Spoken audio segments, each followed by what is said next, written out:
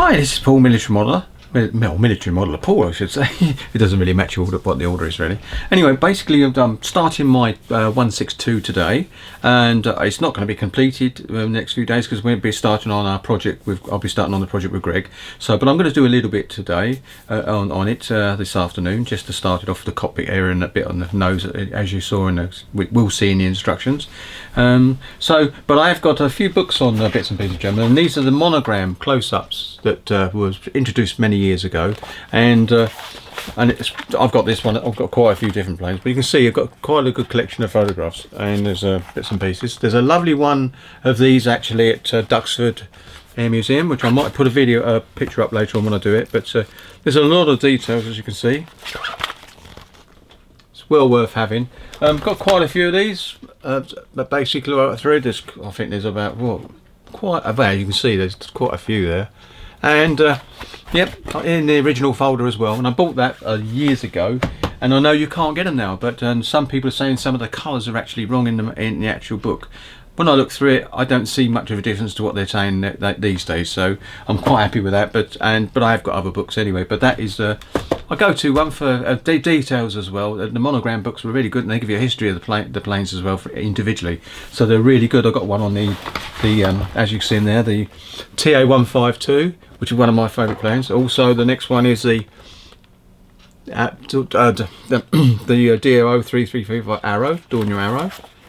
Got a flip there. Then you've got a Messerschmitt F, and then you've got the Arado, which I've got a model of that to build at some point, the 234B, and it's the B version, which is the one I've got in kit form. And because Hobby 2000 do it, and that's which is the Asakawa old Asakawa kit, so well worth having a look through. I've got quite a few. I've got Night for the 110G, Night Fighter. There's quite a few, so really not a nice book to have for this sort of thing. It's like most books are nice to have. Takes up a bit of room, but well worth it. And I did buy that many years ago. I don't know if the price is still in there actually. I don't know. Might not be. Let's have a look. See if I can find one with a book with a price on it.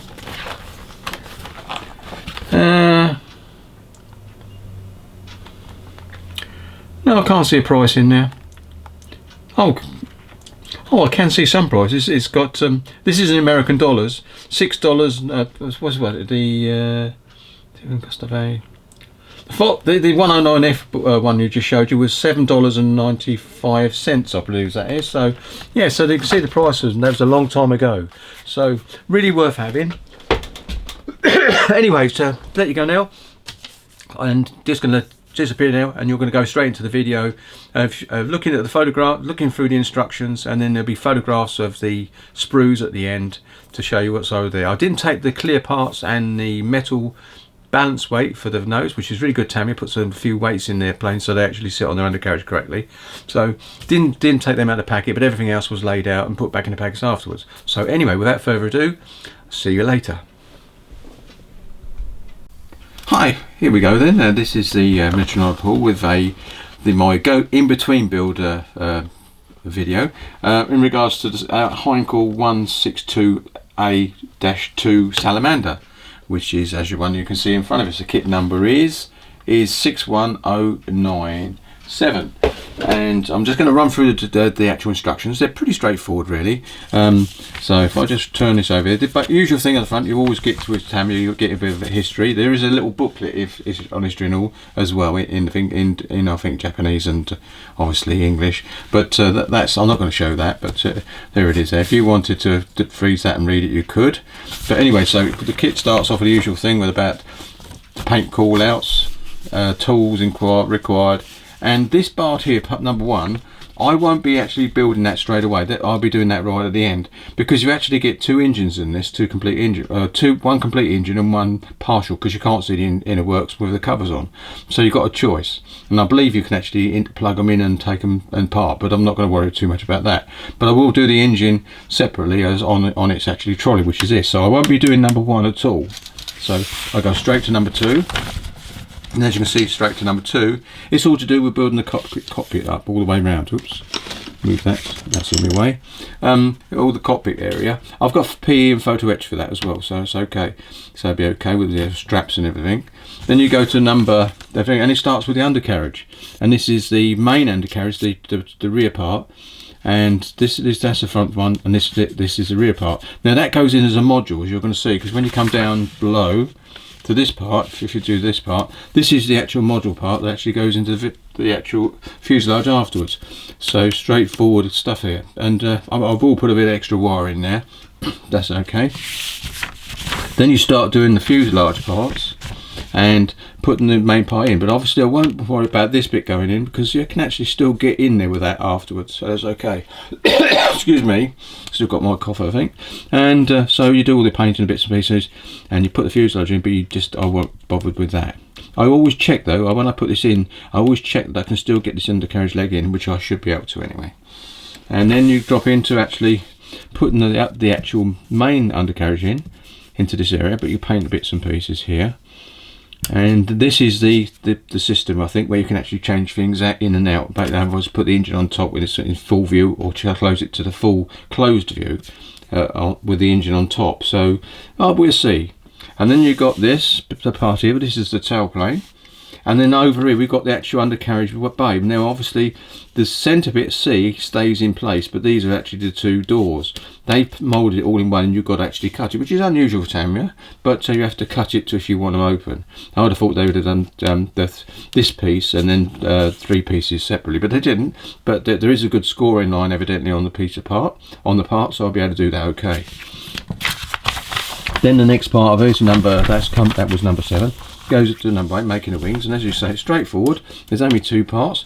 Now I will test fit the wings, because I think I'll be able to paint them and then put them on afterwards, because the fact one wing's one colour, 02 I think is, the other one's 03, so I believe. I'll just check on that later. And there we go, and you're actually putting the wings on and the tailplanes on. And this is where you see where the actual that part we cut into 3 pieces actually goes in, and then you've got the actual undercarriage and front leg door, front door at the top, and you've got your cannons. Now I'm going to drill those out. I might get brass, but if that's just tubes, which I think they are, then just drilling them out will be okay. Or put brass tube, because I've got plenty of brass tube laying about, so I can do that. And then it goes from number 10 to number 11. And this is with the actual engine that actually goes on the top. You can see this part here. I think that's why you can take it on and off, but I'm not sure. But it doesn't really matter. Yeah, it does, because you've got it on this one as well. So this can actually be lifted off, and you can actually put the engine, this engine in afterwards. But I would put this on the frame. But this is where you build the engine that actually goes on the aircraft when it's all closed up. And then after that, and that building there, I'll do well after. So that will be done at the end when I build the cradle as well. Over the other side, then we start talking about putting the pilot in. Forget about him, I don't put my pilots in there. I think the Tamiya one may look okay, but I don't like it anyway. So, but I will have the cockpit open and basically closed and open. It gives you an option. I think you can actually either close it or have it open, but I'm going to have mine open anyway, because I want to see the detail I've actually done inside. And that's all that. I'm putting the engine on top, which I said just pushes on. It should be a nice fit, we'll soon find out, and the pitot tube at the front. Then you've got the actual engine, if you want it open or closed, and I think that's where it comes into, whether you want it open or closed. I will have mine closed up, and this engine will be actually on the trolley, like I said in the first place. And then you've got your choices. Now this one here is Blyton de Malf, I think his name is, Emil de Valve, in made 1945 at Leek, Germany, and basically he's got victories on the back, and he never scored any of those victories with this plane. I think I told you that earlier on in another video. He actually scored them, 190 I believe, and then he was transferred the victories to this. So obviously that's the problem. So it looks nice. I won't do that one. No, what I'm going to be doing, I'm going to be going with this one here, because it's JG1 roof Summit 1944. I'd leak again, but this is the one I was going to do, because I love the fact they've got some decent colour and arrow on the front. Obviously I've got colour on that one, but this one's got the unit badge as well. So it'd be really interesting, this one, to do that. So that's what I'm doing. You can see what I mean by the 2 schemes. One's 83 and one's 84, I believe, and then this one, the engine over there. Get a lot of colour in. I'm going to do similar to what I did on the last one. Obviously there's no camouflage on this one, so apart from the colours, so I can do a stipply effect of it to have a Warner look. I might even go do a bit of fluorine wash over it as well, and do a bit of oils on this one, because just to give it something different from the other one. Bit of wear, even though basically this would have been sitting in the field for God knows how long, most probably. But yeah, so that's what I'm going to be doing.